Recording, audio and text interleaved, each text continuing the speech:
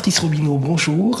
Bonjour. Merci de nous accueillir dans votre demeure et de nous accorder donc de votre temps pour parler de la COP, de l'environnement en général et aussi un peu de votre expérience en tant que promoteur des Nations Unies pour la France. Alors, il y a 4 mois, les accords de Paris étaient signés. La semaine dernière, les États se sont encore plus engagés à New York.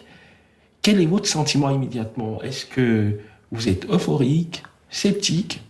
J'ose dire, est-ce que vous pensez bof? Bon, je crois que c'est pas ça. Je crois que ce sera soit euphorique, soit sceptique. Alors, quel est votre état d'esprit? Alors, je ne suis peut-être pas euphorique, mais en tous les cas, je suis très heureux de cet accord. Je suis tout à fait satisfait du chemin qui vient d'être tracé. Pourquoi j'en suis très satisfait? Parce que c'est un exercice extrêmement périlleux de parvenir à un accord entre 195 pays membres sur un sujet délicat parce qu'il questionne la croissance économique, parce qu'il demande beaucoup de fonds pour justement faire les investissements nécessaires pour réduire le réchauffement climatique, pour permettre aux pays de répondre aux besoins d'adaptation au dérèglement, parce que malheureusement il existe déjà, et d'avoir trouvé un accord qui dessine ce chemin. Pour moi qui connais bien les négociations multilatérales et notamment dans le domaine de l'environnement, c'est un exploit. Maintenant, je ne suis pas euphorique parce que il faut l'emprunter, ce chemin qui a été ouvert, et tout va reposer maintenant sur la mise en œuvre concrète. Avant de parler de cette mise en œuvre, j'aimerais que nous allions un peu de manière pédagogique sur l'histoire de la COP. Qu'est-ce que c'est la COP et comment est-ce qu'elle est et comment on peut la situer dans tout ce concept de développement durable? Alors, le concept de développement durable a une très très longue histoire derrière lui. En fait, la préoccupation internationale pour l'environnement a commencé en 1972 par la conférence de Stockholm sur l'environnement, et c'était la première grande conférence. Et ensuite, il y en a une tous les 10 ans. Je passerai sur celle de Nairobi en 1982 parce que ça a été un échec total, c'était en pleine guerre froide. Mais ensuite, il y a eu le fameux sommet de la Terre, 1992, puis le sommet sur le développement durable en 2002 à Johannesburg, et plus récemment, en 2012, donc 10 ans après, ce qu'on appelait Rio + 20. Et la naissance du processus de convention sur le réchauffement climatique, c'est le fameux sommet de la Terre, le principal, 1992, où a été lancé 3 conventions cadres: la Convention sur le changement climatique, la Convention pour lutter contre la désertification et une 3e convention sur la biodiversité. Donc c'est à partir de là, de ces conventions cadres qui ont été adoptées par les chefs d'État en 1992 à Rio, que l'on a travaillé sur le changement climatique. 5 ans après, en 1997, il y a eu le protocole de Kyoto. Et une fois que la convention cadre a été ratifiée par un nombre suffisant de pays membres, elle est devenue juridiquement contraignante. Bon, c'est une convention cadre et il fallait, à partir du moment où elle est ratifiée, c'est là où on établit ce qu'on appelle la conférence des parties, c'est-à-dire les parties, les pays qui ont ratifié cette convention. Donc ça, c'était en 92, elle a été signée en 92, les ratifications se sont succédées, et ensuite il y a eu la négociation du protocole de Kyoto qui était plus opérationnel, qui allait au-delà de la convention cadre, mais qui n'a été établi que pour les pays industrialisés, donc l'engagement de réduire les gaz à effet de serre pour les pays qui en étaient le plus responsables et qui avaient les plus de capacité technologique pour réduire ces émissions de gaz carbonique, notamment, qui est le principal gaz à effet de serre. Ah, ensuite, il y a le Danemark avec gros échec, Copenhague.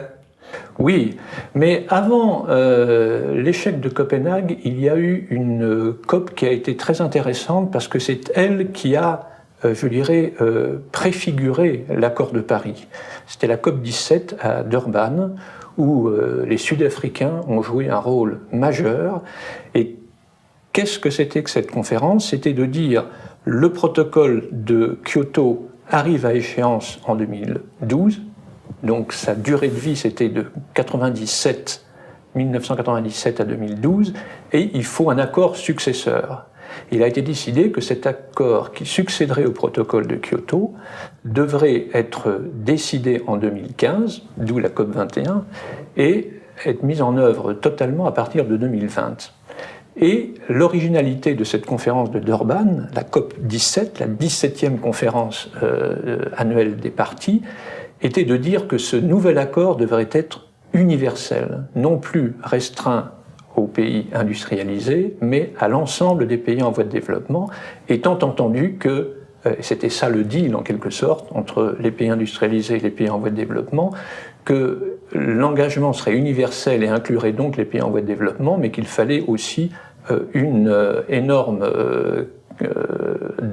efforts qui seraient faits pour financer à travers des transferts de technologie, à travers des fonds d'investissement, à travers des prêts concessionnels ou des dons. Il fallait financer les pays les plus pauvres pour qu'ils puissent s'adapter au changement climatique et eux-mêmes contribuer à atténuer l'émission de CO2 dans l'atmosphère.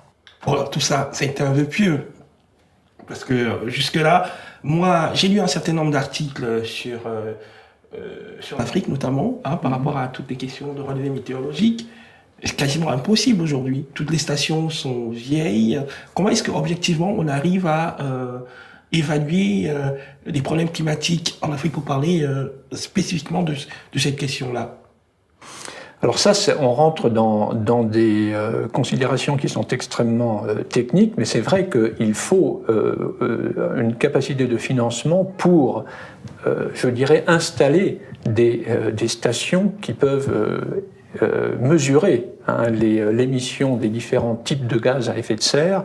Et sûrement qu'il y a pas mal de failles dans la capacité de les mesurer. Mais c'est aussi un processus. Et l'accord de Paris demande un renforcement de ses capacités de mesure et demande une transparence. Parce qu'à partir du moment où des engagements sont pris, qui sont des engagements volontaires, il faut pouvoir les suivre et de voir comment il y a une évolution de l'émission des gaz à effet de serre par rapport aux engagements qui ont été pris. Mais là, vous soulevez un point qui est très délicat, c'est la capacité d'avoir des mesures fiables, notamment dans les pays les plus pauvres qui n'ont pas forcément l'équipement, d'où cette nécessité de coopération, qui n'est donc pas simplement une coopération financière, mais une coopération d'ordre technique et de transfert de technologie. Donc, vous avez parlé de la mise en place de l'universalité, donc de ces questions climatiques. Est-ce que vous avez une pratique, donc, de par vos fonctions, donc, au sein des Nations Unies, sur toutes ces conférences? Comment est-ce qu'on arrive à réaliser cette universalité? Est-ce qu'il y a des enjeux? Est-ce que les enjeux ne sont pas différents selon qu'on est du Sud ou du Nord? Tout à fait. Ces négociations multilatérales sont extrêmement complexes. Elles mettent en jeu tous les pays membres, mais évidemment, ils ne peuvent pas s'exprimer individuellement. Ça serait, je dirais, impossible à obtenir un consensus. Donc, les négociations se font par groupe. Alors, il y a les groupes continentaux, Afrique, Asie, Amérique latine. Il y a évidemment l'Union européenne, les 28. Il y a un groupe qu'on appelle le Cairn, qui regroupe l'Australie, la Nouvelle-Zélande, le Canada, les États-Unis. Les États-Unis, en général, ont leur propre position. Ils sont un groupe à eux-mêmes. Et puis, il y a le groupe des pays les moins avancés. Et puis il y a le groupe, ce qu'on appelle OASIS, Alliance of Small State Islands, le petit groupe des États insulaires, qui ont évidemment un enjeu, qui voient un enjeu très très important. Et donc c'est un rapport de force entre ces différents groupes. Et l'échec de Copenhague, c'était précisément que le groupe des pays les moins avancés, de ceux qui n'ont pas de ressources d'énergie fossile, qui n'ont pas de ressources d'une façon générale suffisantes pour assurer leur propre développement, ont été totalement marginalisés dans la conférence de Copenhague. Et c'est pour ça d'ailleurs que ce groupe des pays les moins avancés et les pays insulaires ont refusé de signer l'accord qui est en fait un accord entre les États-Unis et la Chine. Et c'est pour ça que une des principales raisons de l'échec de Copenhague, c'était bon, d'une part qu'il y a eu une mauvaise présidence, mais d'autre part parce que ce groupe des pays qui, évidemment, sur le plan économique, pèsent très peu, mais qui sont extrêmement touchés, qui sont les plus touchés par le réchauffement climatique, ont été totalement négligés.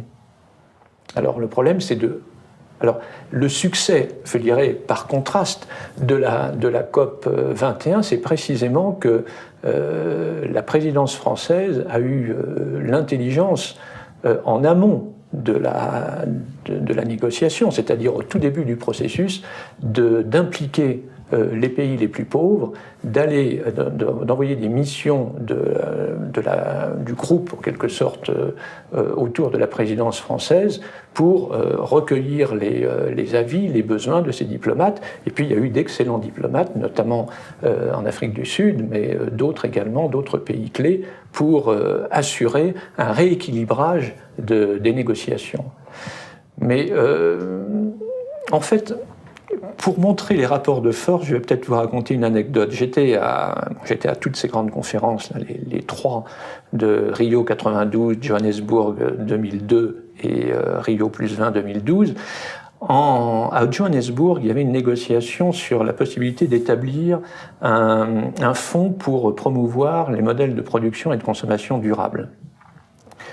Et j'ai vu dans la salle, il y avait une alliance, il y avait une double alliance. Il y avait une alliance entre les États-Unis et les pays pétroliers, qui se faisaient d'ailleurs face, et qui freinaient pour l'adoption d'un fonds permettant de financer des modes de production et de consommation durable dans les pays, notamment dans les pays en voie de développement, et une alliance entre l'Union européenne et les pays les plus pauvres, qui, eux, étaient très fortement en faveur de ça. L'Union européenne a ce mérite d'être plus ouvert, en quelque sorte, aux pays les plus pauvres, d'abord parce qu'il y a ce sentiment de solidarité et de lutte contre la pauvreté, hein, et d'autre part, il y a aussi un trait commun, non pas évidemment en termes de niveau de développement, mais du fait que les pays européens ont très peu de ressources d'énergie fossile, comme les pays les plus pauvres. Donc pour eux, c'était important de pousser vers des modèles de consommation et de production qui diminuent les énergies fossiles et qui augmentent le renouvelable. Et on voyait très bien cette alliance, les Américains n'en voulaient pas. En plus, à Johannesburg, c'était Bush il n'était pas à Johannesburg. Bush père était au sommet de Rio 92, mais le fils avait boycotté en quelque sorte la conférence de Johannesburg. Donc il y avait cette alliance entre les pays pétroliers et qui refusaient encore de reconnaître le réchauffement climatique, et les autres pays qui, eux, étaient en faveur. Et je crois que ces deux sortes d'alliances naturelles, mais qui, heureusement, grâce au succès de la COP 21, cette sorte d'alliance a été un petit peu disloquée, et les rapports de force entre les différents groupes sur le plan géopolitique ont changé dans le bon sens. Mais en fait, si je comprends, si je vous ai bien compris, en fait, on part vers une nouvelle façon de dessiner la carte énergétique du monde, c'est-à-dire la géothermie, le renouvelable pour le Sud, et en fait, les énergies fossiles, on leur laisse encore un peu plus de chance pour les États-Unis, la Russie. le problème de la COP, vous touchez là un point délicat qui est que il y a un engagement global pour être en dessous de 2 degrés de réchauffement climatique, mais le problème c'est qu'il y a une obligation d'engagement, mais il n'y a pas une obligation chiffrée de l'engagement. C'est-à-dire que ce qu'on appelle les contributions nationales de réduction de gaz à effet de serre, elles sont fixées par les États eux-mêmes. Donc effectivement, les pays industrialisés peuvent mettre l'objectif qu'ils souhaitent, qu'ils veulent, mais qui n'est pas forcément en ligne avec l'objectif final qui est cette réduction en dessous de 2 degrés. C'est le problème. Maintenant, le point positif, c'est que chacun doit prendre des engagements, que ces engagements sont comptabilisés dans un registre public et qu'ils doivent être revus et toujours à la hausse à compter de 2020 tous les 5 ans. Pour moi, ça va encore beaucoup trop lentement. Mais il y a quand même cette obligation, cette double obligation de prendre des engagements et de les renouveler à la hausse régulièrement.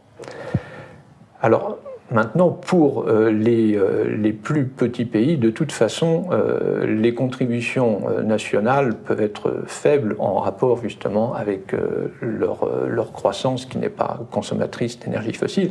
L'important, c'est de faire un énorme effort pour financer dans ces pays-là beaucoup plus justement les énergies renouvelables, en particulier pour l'Afrique, la géothermie et le photovoltaïque et l'électricité. Ou l'éolien peut-être aussi. Comment ? L'éolien peut-être. L'éolien, ça dépend quand même pas mal de la topographie en quelque sorte en Afrique qui est assez diversifiée. Alors nous allons aller un peu plus loin dans la question de la mise en œuvre des accords de Paris. Donc il y a eu New York avec des États qui sont engagés à ratifier le traité. Vous êtes un observateur. Est-ce qu'aujourd'hui on peut parler véritablement de cohérence entre les premières mesures qui ont été prises dans les grands pays, j'entends la France, la Chine, les États-Unis, après ces accords? C'est-à-dire sur le plan interne, est-ce qu'on se rend compte qu'il y a un esprit de Paris qui se traduit complètement en actes? Pourquoi est-ce que je pose cette question? Parce qu'il y a eu des manchettes de journaux, Libération par exemple, qui titraient « Il y a le feu aux actes ». Qu'est-ce que vous en pensez? Alors, je crois que le titre de Libération est tout à fait approprié. Il y a effectivement le feu aux actes. Maintenant, c'est un petit peu trop tôt pour juger, puisqu'on n'est qu'à 6-7 mois maintenant de la signature de l'accord. Il faut sûrement un peu plus de temps pour le mettre en place. Je crois que l'aspect, en tous les cas positif, c'est qu'il y a eu quand même 154 pays, je crois, qui ont signé à New York. Et même depuis, maintenant ça fait je crois 175, incluant l'Union européenne, et donc il en reste une vingtaine qui ne l'ont pas signé. Jamais une convention qui avait été adoptée dans le cadre d'une négociation n'avait été signée aussi rapidement. Donc ça c'est le point positif. Alors après ça, bien évidemment, il vient la ratification, il faudra qu'il y ait 55 pays qui aient ratifié pour que l'accord soit effectivement mis en œuvre et qu'il y ait une obligation de transformer les accords dans la législation nationale. Mais c'est vrai que, notamment des pays industrialisés, devraient prendre la responsabilité d'agir assez rapidement. Et là, on peut souligner quand même la faiblesse française de ne pas s'être suffisamment engagé. Il y avait un projet de faire un programme vraiment énergétique montant avec des objectifs concrets et des mesures concrètes pour y parvenir. Et ce projet-là n'a pas encore été mis à exécution. On espère que ça va venir dans les mois qui viennent, mais on sent qu'il y a soit de la résistance, soit des difficultés administratives. Est-ce que c'est un problème d'ordre interne politique, de vision politique? Parce qu'en fait, il y a eu en France, notamment, toutes les questions qui sont liées au nucléaire, qui rentrent aussi dans ce cadre. Tout à fait. Oui. Tout à fait. Alors, est-ce que c'est parce qu'il y a un manque d'explications? Est-ce que c'est des visions politiques qui sont différentes? Est-ce que les politiques français ne voient pas les choses de la même manière? Moi, je crois qu'au sein même du gouvernement français, il y a des divergences de vues. Certains, je crois, pensent que le nucléaire est inéluctable, et même s'ils n'osent pas l'avouer compte tenu des promesses du président de la République à réduire le nucléaire à 50% dans une échéance d'une vingtaine d'années, je crois. Cette école-là dit, mais si on va dans ce sens-là, on va diminuer notre autonomie, je dirais, en termes énergétiques, d'électricité, et ça risque de créer un obstacle à la croissance. C'est l'approche un peu productiviste de certains membres du gouvernement. Et puis il y en a d'autres qui sont beaucoup plus, je dirais, dans la tendance écologique et qui disent non, parce que c'est vrai qu'il faut assurer une transition, il faut faire des reconversions, mais le passage à un plus grand pourcentage de renouvelables dans la production d'électricité est un gisement d'emplois extraordinaire. Donc de toute façon, par exemple, pour démanteler les centrales nucléaires, il faut des emplois, et puis une conversion douce peut être faite pour reconvertir les personnes vers du nucléaire ou du fossile vers les énergies renouvelables.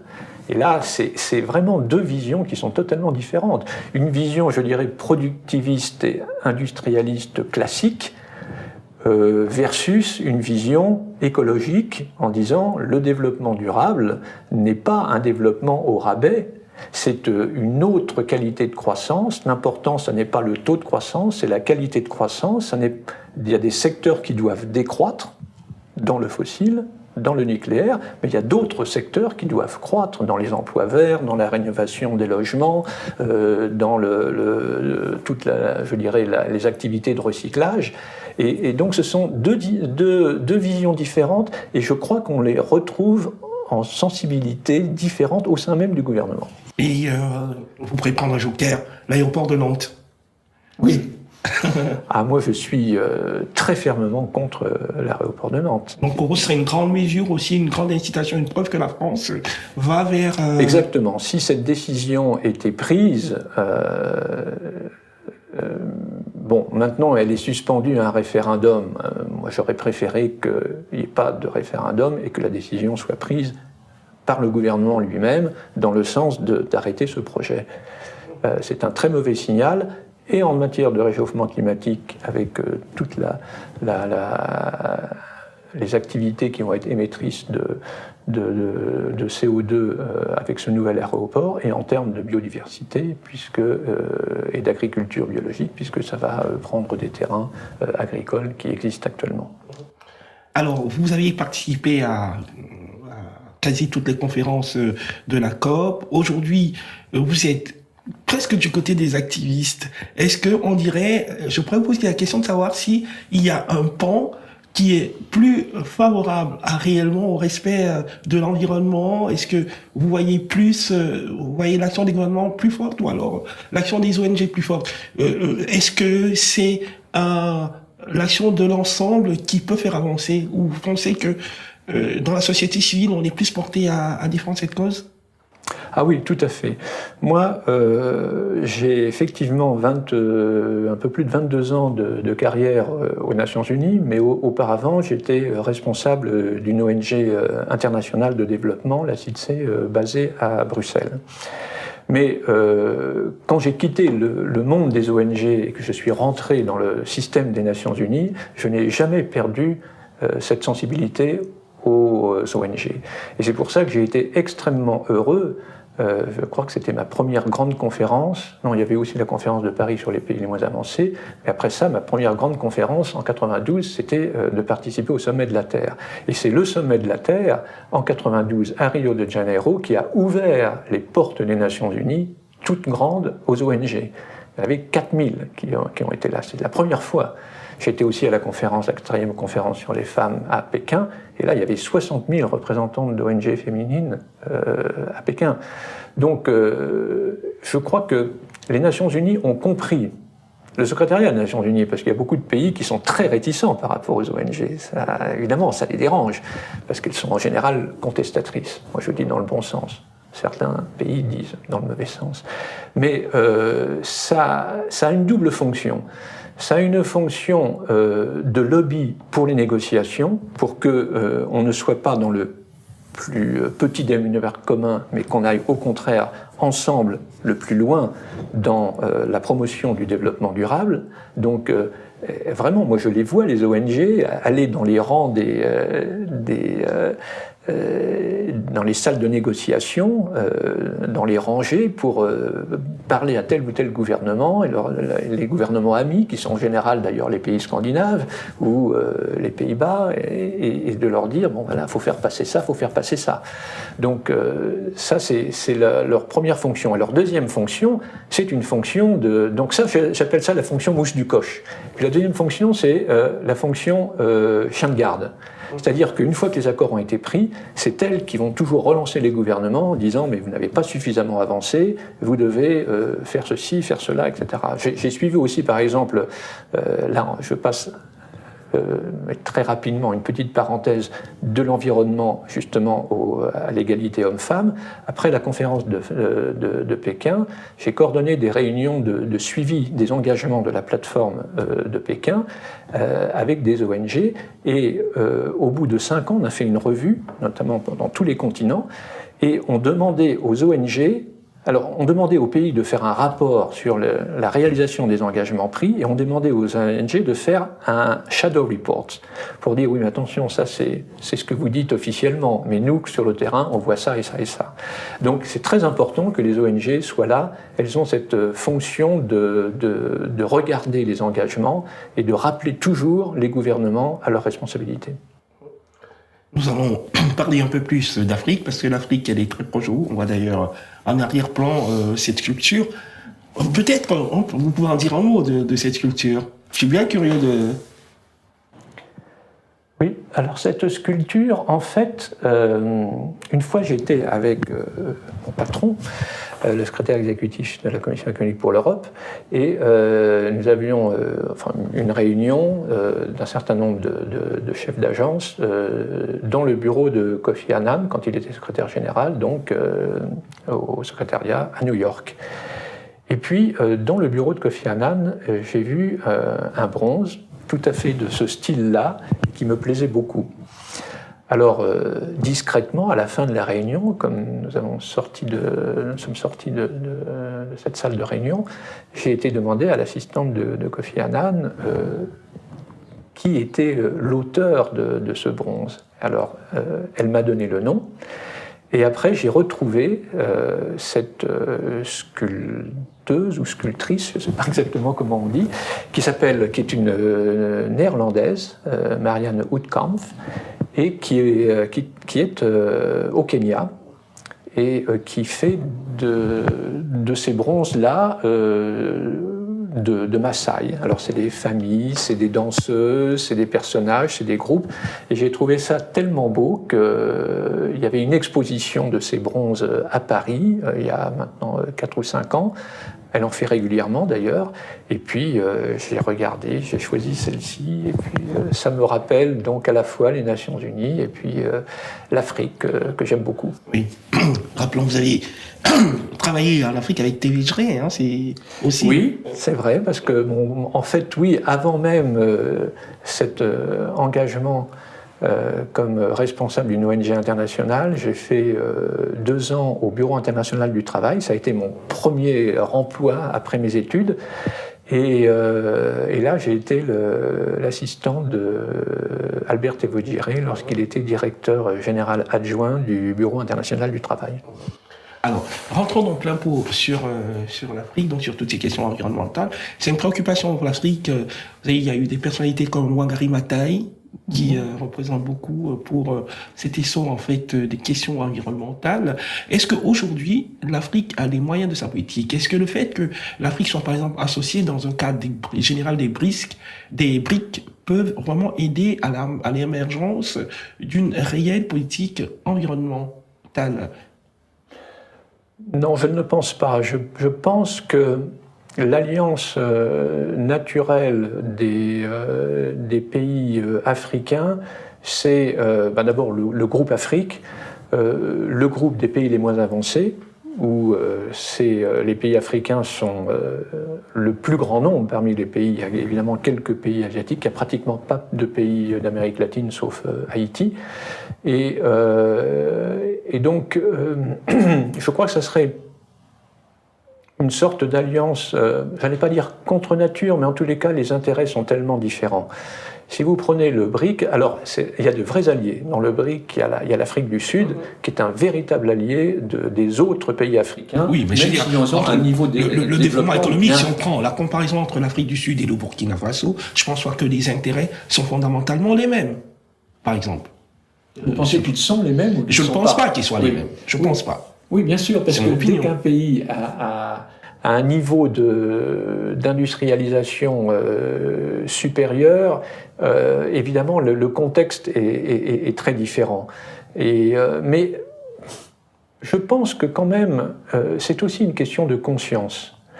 Si je reviens à ce que j'avais évoqué tout à l'heure, ce souvenir de négociation, il y avait un pays qui n'était pas dans le groupe des pays pétroliers, alliés avec les États-Unis, qui est la Norvège, et qui était plus dans la sensibilité Union européenne, pays pauvres, parce qu'il se disait, on a des ressources d'énergie fossile, mais on veut diminuer leur exploitation, bien sûr, peut-être pour que ça dure plus longtemps, mais surtout pour réduire ces fameuses émissions de gaz à effet de serre.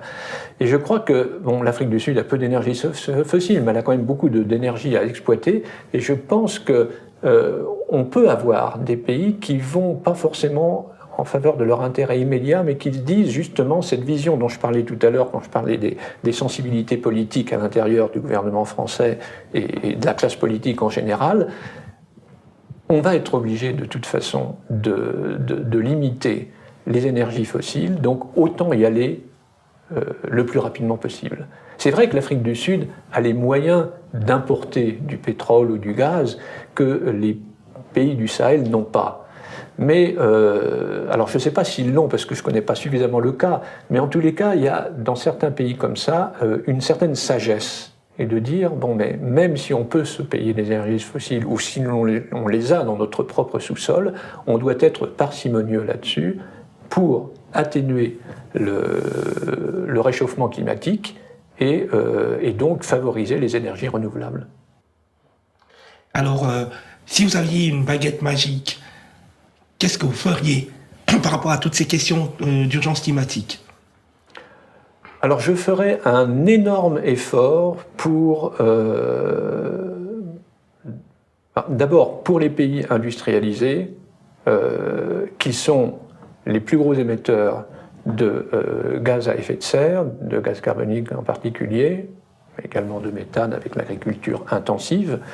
Je boosterai le passage aux renouvelables. Vous savez que l'Union européenne a un engagement. Je ne suis pas sûr qu'il va être respecté, c'est ce qu'on appelle le 3x20, je crois, c'est-à-dire en 2020, avoir réduit de 20% les gaz à effet de serre et d'avoir augmenté jusqu'à 20% d'énergie renouvelable dans la production totale d'électricité. Donc, il faut même aller au-delà, je crois. Donc, le coup de baguette magique, ça serait de dire, faites au maximum des investissements dans le renouvelable, d'une part, et dans l'efficacité énergétique d'autre part. Et puis mon autre coup de baguette magique serait vis-à-vis des pays en voie de développement, et notamment les pays les plus pauvres, d'aller le plus rapidement possible vers cet objectif de 100 milliards par an. Là, ça a compté de 2025, mais il faudrait que ça arrive qu'on monte en puissance beaucoup plus rapidement pour financer les besoins de ces pays. D'une part, justement, en investissement qui permettent de réduire l'émission de gaz à effet de serre, à nouveau énergie, efficacité énergique et gros investissements dans le renouvelable, mais également pour des investissements massifs pour financer les besoins d'adaptation. Parce que on est actuellement sur le chemin de 3%.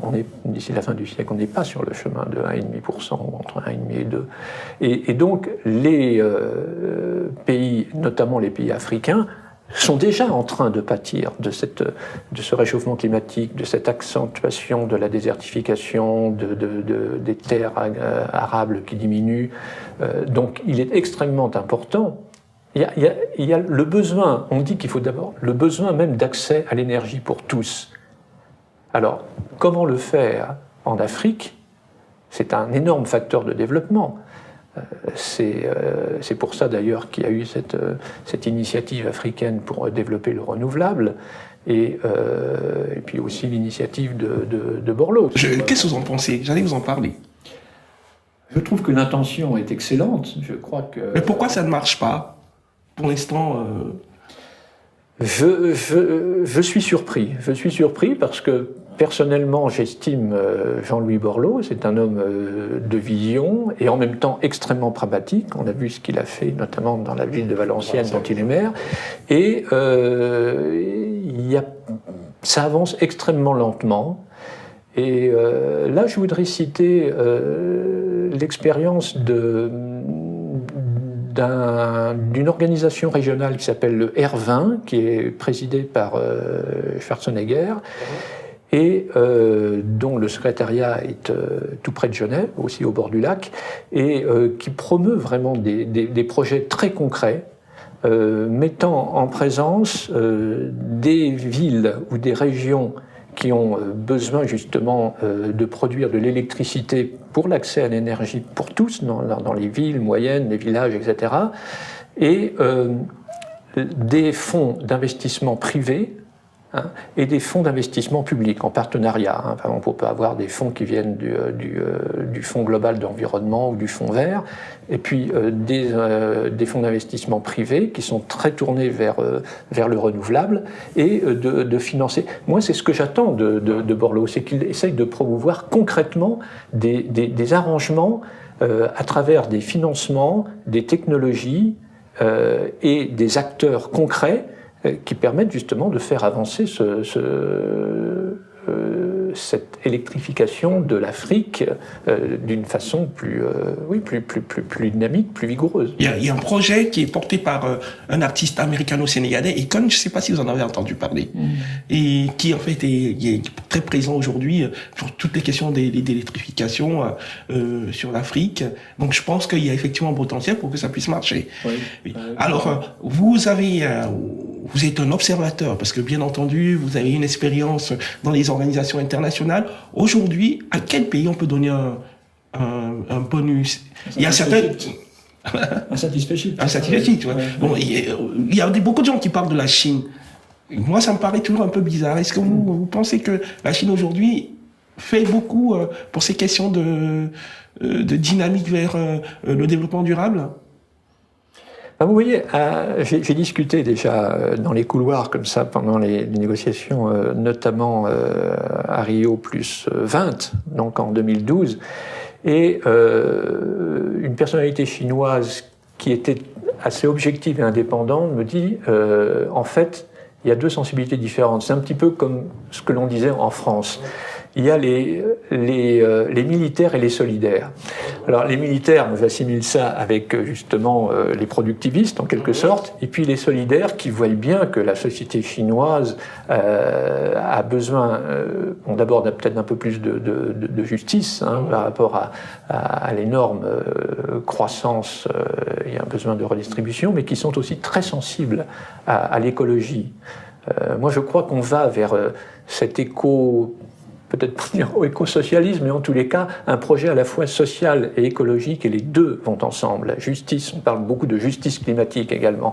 Et donc, chez les Chinois, il y a cette sensibilité écologique qui est très forte et que l'on peut faire remonter d'ailleurs à des sages chinois.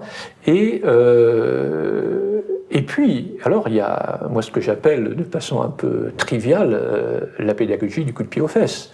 Parce que quand vous avez des villes où vous ne voyez plus dans certains endroits à 50 mètres les gens qui passent, évidemment que les Chinois sont extrêmement sensibles à ça, ils voient la pollution et c'est totalement intenable. Les milliers de morts dus à la pollution dans le monde, hein, le lien environnement-santé, c'est un lien qui avait été assez fort. Johannesburg n'avait pas été une conférence très couronnée de succès, mais le lien environnement-santé avait été mis, entre autres thèmes, bien mis en évidence.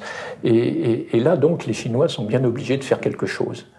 Et c'est bien pour ça, d'ailleurs. Je crois qu'ils se sont engagés avec les États-Unis. Je crois que l'engagement des États-Unis, bon, qui est quand même limité à cause d'obstacles juridiques, mais il y avait quand même une administration ouverte, l'administration démocrate, et donc ils ont joué leur rôle pour adhérer et non pas freiner à l'accord de Paris de la COP21.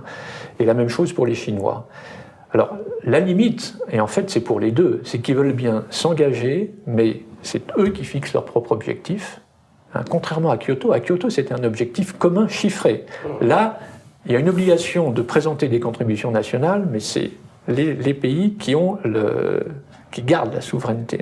Il y a une sorte de corset qui est mis pour qu'ils s'engagent, pour qu'il y ait une transparence, pour que ça augmente et pour que ça soit surveillé avec ce système de registre public. Comme il y a un registre public pour les financements. Et donc ça permettra aux ONG de surveiller en termes d'engagement financier et en termes d'engagement de réduction de gaz à effet de serre, ça permettra de bien les surveiller. Et donc, pour revenir à votre question, il y a, ça c'est le progrès, c'est qu'ils se sont engagés, ils n'ont pas freiné, comme ça avait été le cas auparavant, sur la question des engagements. Bon, c'est pas suffisant, mais c'est déjà quelque chose, et je crois que c'est le résultat d'une prise de conscience, d'une double prise de conscience. D'une part, maintenant, scientifiquement, on ne peut plus nier le réchauffement climatique et qu'il y a un effet anthropocène. Donc les climato-sceptiques, vous dites, c'est de la connerie, c'est terminé, c'est terminé. Il y a quelques farfelus intellectuels, hein, et puis les grands lobbies pétroliers. Alors évidemment, le camp républicain est sous la pression des lobbies pétroliers et peut-être aussi leur propre idéologie. Mais en dehors, je dirais, du camp des républicains, des lobbies pétroliers et de quelques farfelus intellectuels, c'est terminé. Je veux dire, là, le groupe international d'experts sur le changement climatique a donné de telles preuves, d'une part que le réchauffement climatique existait, et ça plus personne ne le conteste, mais que pour la majeure partie, si ce n'est la totalité de la partie, c'est dû aux activités humaines, plus personne ne le conteste. Hein. Il n'y a plus aucune voix sérieuse, et en tous les cas, aucun gouvernement. Il y avait encore une époque où un certain nombre de pays pétroliers, notamment dans la péninsule arabique, contestaient. Ils ne peuvent plus le faire maintenant. Alors, ils ne s'engagent pas, ils font partie de la vingtaine de pays qui n'ont pas encore signé l'accord, mais il n'y a plus de contestation ouverte sur ce sujet. Est-ce qu'il y a une note d'espoir, néanmoins, lorsqu'on observe, parce que là, lorsqu'on vous écoute, on voit beaucoup de choses qui nous vont pas. Est-ce qu'il y a quelque chose qui vous rend optimiste par rapport à la suite sur ces questions climatiques? Alors, ce qui me rend optimiste, c'est deux choses, je crois. La prise de conscience et la nécessité. La prise de conscience, je pense que, d'une part, parce que on commence à ressentir les effets, on sait qu'il va y avoir un moment. Avant, on croyait que c'était à cause de l'épuisement des ressources naturelles, mais maintenant, c'est parce que vraiment, il y a un véritable danger avec toutes les conséquences qu'engendrerait le réchauffement climatique pour tous les pays, en particulier les pays les plus pauvres, les pays insulaires, mais également pour les autres pays. Et je pense que dans l'opinion publique, cette prise de conscience est de plus en plus forte de plus en plus vivace, elle est de plus en plus relayée par les ONG. Et puis d'autre part, il y a aussi, alors sous l'angle plus, je dirais, économique et entrepreneurial, les fonds d'investissement et les grandes compagnies réalisent que les investissements d'avenir, ça va être précisément dans le renouvelable et dans l'efficacité énergétique. Vous ne craignez pas le greenwashing? Comment? Vous ne craignez pas un danger de greenwashing? Je ne pense pas. Je pense, bon, ça peut toujours exister. Le problème, après tout, est-ce que c'est un problème? C'est que un certain nombre de firmes vont essayer de se donner une bonne image, mais dans ce cas-là, il faudra qu'elles fassent réellement quelque chose. Parce qu'auparavant, il y avait certaines grandes entreprises multinationales, notamment celles qui exploitaient le pétrole à Tuva, au Nigeria ou ailleurs, mais qui se donnaient une image verte en ayant une fondation pour, je dirais, rétablir un bon statut d'environnement sur les côtes qui étaient polluées, par exemple. Hein. Et ça ne prend plus. Moi, mon grand espoir, c'est, je dirais, du côté investisseurs, leur prise de conscience que s'ils veulent continuer à avoir des investissements qui font des retours sur capital, c'est d'aller dans cette direction. Et puis de l'autre côté, c'est les ONG, la société civile qui prend conscience. Vous savez, là aussi, je vais faire une anecdote. J'étais une fois à une réunion dans le grand amphithéâtre de la Sorbonne, grande réunion où il y avait Nicolas Hulot, Yannick Jadot, etc. Et là, il y a eu un paysan de l'Ardèche. L'Ardèche est le département où il y aurait sans doute le plus dans le sous-sol des gaz de schiste. Et il est venu comme ça, il a pris la parole, c'était vraiment quelqu'un du coin, peut-être un conseiller municipal, mais vraiment qui n'avait pas un statut prestigieux, et il a dit, mais si jamais on commence à faire des forages ou l'exploitation de gaz de schiste, mais c'est tous les paysans qui sortiront leurs fourches et qui se battront contre ça. Et je pense qu'il va y avoir de plus en plus de résistance de ce côté-là.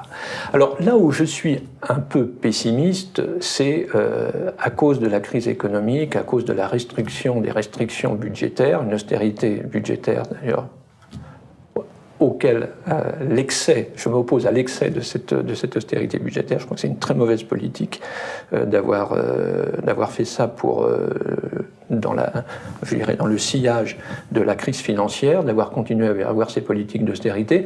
Mais toujours est-il qu'elles sont là, que les pays sont endettés, et malheureusement, je crois que ça va être très difficile de réaliser les objectifs financiers qui ont été fixés, notamment ces fameux 100 milliards par an, même si c'est à l'échéance de 2025. Ça augmente en puissance, mais pas suffisamment. Et là, vraiment, c'est à nouveau le lobby et la prise de conscience qui doit faire accélérer les choses en termes de capacité de financement, que ce soit pour s'adapter au changement climatique ou pour diminuer les émissions de gaz à effet de serre. Mais je ne peux pas être complètement optimiste, mais je ne suis pas non plus complètement pessimiste, parce que, pour en revenir à ce que je disais dès le début, la voie est là. Et je pense que la société civile, les ONG maintenant sont très engagés et ne reculeront pas. Et puis il y a quand même des prises de conscience qui s'élargissent, aussi au niveau des gouvernements. Je parlais des États-Unis, de la Chine. Alors évidemment, ceux qui traînent, c'est les gros pays pétroliers, mais je pense que même les gouvernements sont en train d'aller dans la bonne voie. Mon seul regret, c'est que ça n'aille pas plus vite, mais c'est là où il faut la volonté. Hein. Je crois que c'était Jacques Delors qui disait « Je ne suis ni optimiste ni pessimiste, je suis déterminé ». Ben, c'est ça. Ça peut être une très bonne conclusion pour le volet environnemental de notre entretien.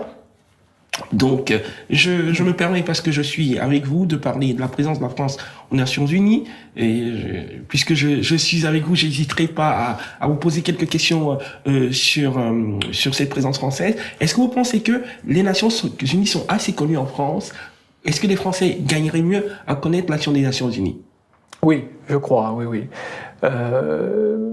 C'est difficile, malheureusement, on ne voit dans l'opinion publique, mais c'est d'une façon générale, c'est pas simplement la France, que ce qui ne va pas, c'est-à-dire les blocages au niveau du Conseil de sécurité, les opérations de maintien de la paix qui sont difficiles à mettre en œuvre, qui ont des résultats mitigés. Mais on cache aussi les succès, parce qu'il y a eu de très beaux succès dans ces opérations de maintien de la paix, notamment pour l'indépendance du Timor oriental. Ça a été une mission qui a été excellemment bien conduite par le regretté Vera Di Mello, et il y en a d'autres. Mais ce qu'on ne voit pas justement, c'est cet énorme travail que font les Nations Unies dans le développement durable. Alors maintenant, ça vient à la surface, notamment par l'adoption, parce qu'on on a parlé que de la COP21, mais il y a également un sommet qui a eu lieu en septembre, d'ailleurs au début de l'Assemblée générale des Nations Unies pour l'année 2015, qui a adopté ce qu'on appelle les ODD, les objectifs de développement durable, 17 objectifs, dont au moins 6 ou 7 sont directement liés à l'environnement. Les autres sont liés à la réduction de la pauvreté, l'accès à la santé, à l'éducation pour tous, les inégalités, la bonne gouvernance, lutte contre la corruption, etc. Et donc, ceci, malheureusement, manque de diffusion. Et je crois qu'il faudrait sans doute faire de bonnes campagnes. Là aussi, je reprends les ONG, mais aussi les gouvernements et les médias, de montrer ce que font les Nations Unies de façon positive. Mais je pense quand même que globalement, on a beaucoup évolué, parce que je dois reconnaître que la France fait un très très bon travail dans les négociations. On l'a vu avec la COP21, mais aussi au sein du Conseil de sécurité en tant que membre permanent. C'est vrai que ça ne diffuse pas tellement dans l'opinion publique, mais c'est un problème un peu de médias et de trouver le bon angle. Et moi, ce qui m'inquiète un petit peu, c'est ce repli national que l'on voit avec la montée des votes d'extrême droite, alors que le monde est globalisé, l'environnement est un problème global par excellence, et malheureusement, ce sentiment d'un avenir commun n'est pas partagé par un nombre suffisamment important de Français. J'étais à la COP21, comme maintenant je ne suis plus aux Nations Unies, j'ai surtout regardé les événements parallèles. Et ce qui m'a frappé dans toutes ces assemblées, dans les différentes manifestations, elles étaient restreintes à cause des mesures de sécurité suite aux attentats, mais il y avait beaucoup de manifestations, Alternativa et d'autres mouvements. Et je voyais tous ces jeunes extrêmement enthousiastes justement pour aller vers la transition, vers un nouveau modèle, un nouveau style de vie, un nouveau modèle de consommation et de production. Et c'était très chaleureux, très non-violent. Et au même moment, il y avait le résultat des élections régionales avec 30% votant pour le Front National et avec des jeunes, 25% des jeunes qui votaient Front National, plus tous ceux qui s'abstenaient. Et j'ai remarqué donc ce contraste entre ces jeunes qui suivaient les événements, ce qu'on appelle parallèles aux négociations de la COP21, et puis cet électorat. Et ça, j'avoue que ça me fait un peu mal, disons. Et comment donner cette conscience globale, non seulement à plus de jeunes, mais également à toutes les générations? Et ça, c'est le grand défi. C'est le grand défi, d'où la nécessité que dans les prochaines présidentielles, cette dimension écologique, d'une façon ou d'une autre, soit extrêmement prégnante.